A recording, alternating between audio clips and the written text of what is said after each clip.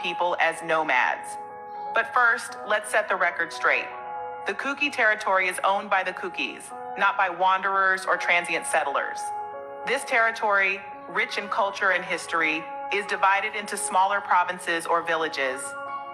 Each of these is under the stewardship of numerous KUKI chiefs, ensuring the smooth functioning and governance of their respective provinces.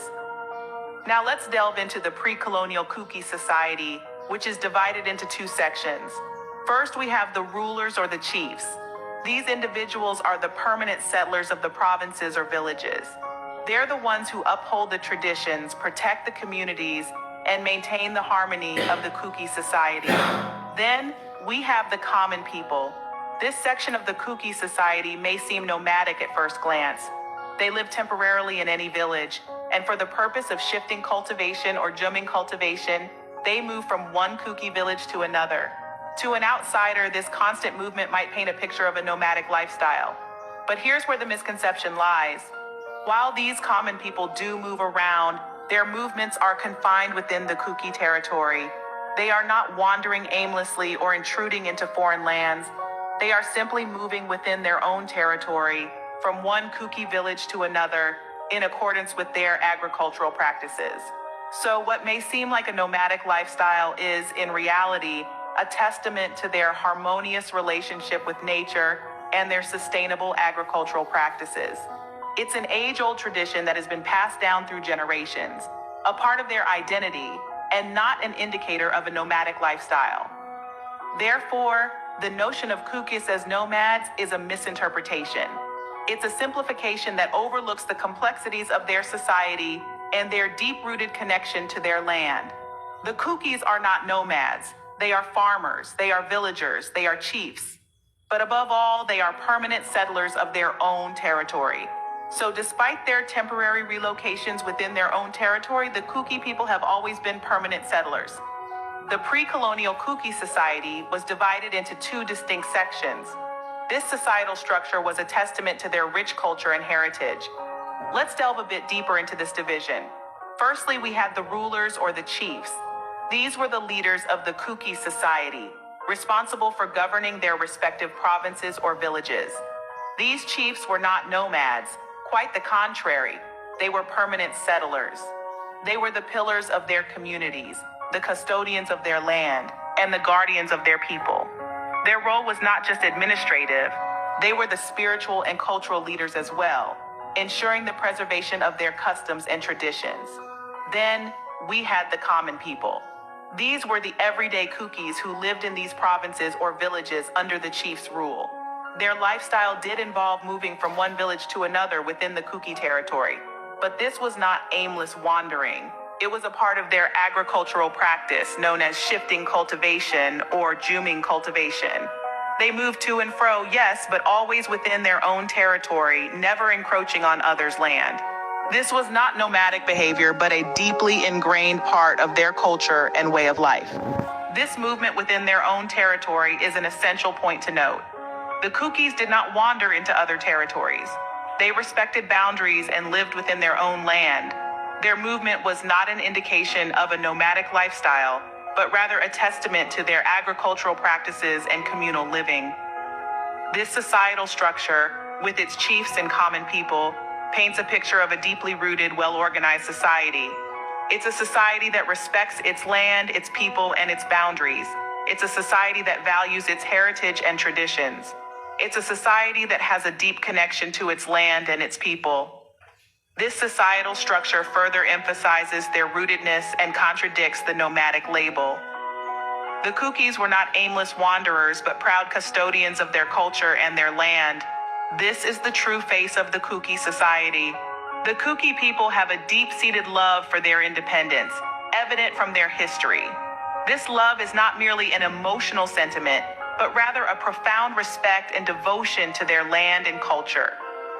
One of the most significant demonstrations of this love was during the period of 1917 to 1919, a time that was marked by conflict and resistance.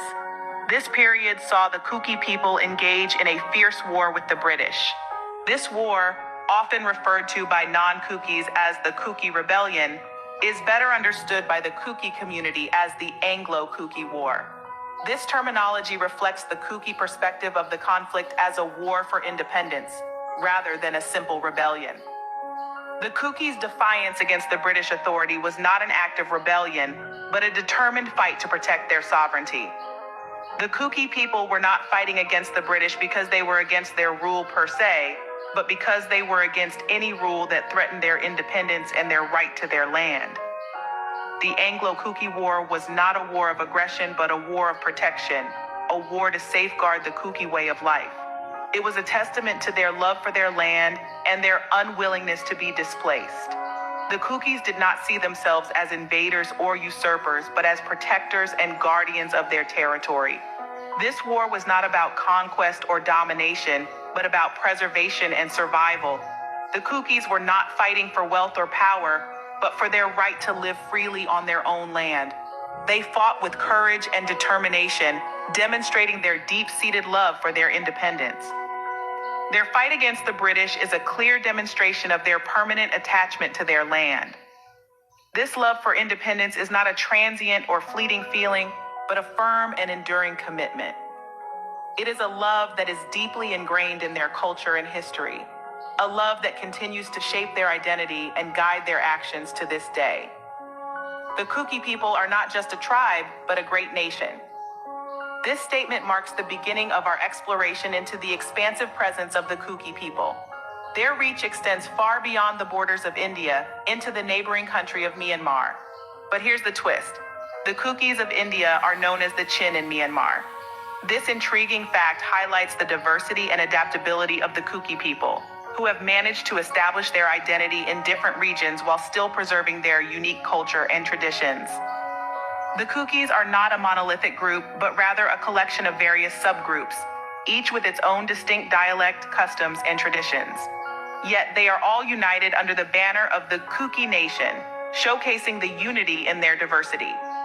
This ability to maintain a collective identity while respecting individual differences is a testament to the strength and resilience of the KUKI people.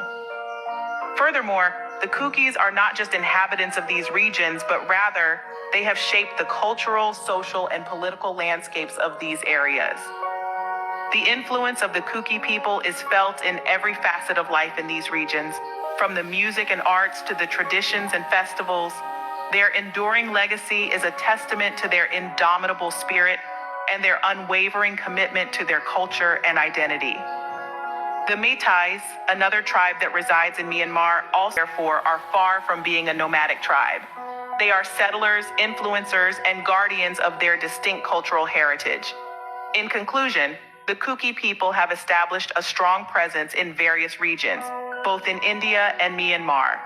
They are a proud nation that values their independence, respects their cultural diversity, and cherishes their traditions. This expansive presence further invalidates the nomadic stereotype. The KUKIs are not wanderers without a home.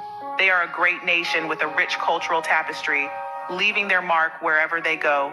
In the name of Lydia KUKI from the United Kingdom, we have debunked the myth of the KUKI people being nomads. Let's recap what we've learned. We've uncovered the truth about KUKI territory, which has always been owned and governed by the KUKI people themselves. Their land, divided into provinces and villages, is cared for by numerous KUKI chiefs. This is a testament to their permanent settlement, not nomadic lifestyle as is often misinterpreted. We delved into the pre-colonial KUKI society, split into two sections, the rulers or chiefs and the common people. While the commoners might seem to live a nomadic life due to their shifting cultivation practices, they are far from it. They move within KUKI territory, never interfering in others, reinforcing their deep-rooted sense of ownership and belonging. We've also journeyed through the KUKI's fierce love for independence, as evidenced by their courageous fight against the British in the Anglo-KUKI War of 1917 to 1919. Misnamed as the KUKI Rebellion by non-KUKIs, this war was a stirring display of the KUKI's unwavering spirit and their determination to protect their land and sovereignty. Finally, we've understood the expansive nature of the great KUKI nation. KUKIs in India are known as Chin in Myanmar, with Meiteis also forming a part as being nomadic, instead highlighting their far-reaching presence as a settled nation. Through this enlightening journey, we've uncovered the true essence of the KUKI people, their land, their society, and their indomitable spirit. This exploration has allowed us to debunk misconceptions, shedding light on the